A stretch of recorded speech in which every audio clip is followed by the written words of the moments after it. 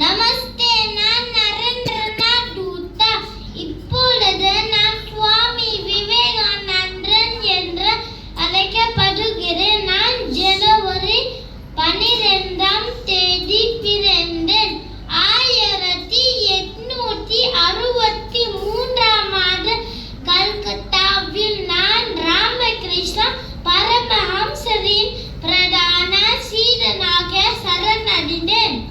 ஆன்மாவிற்கு சாத்தியமற்றது எதுவும் இருப்பதாக ஒருபோதும் நினைக்காதீர்கள்.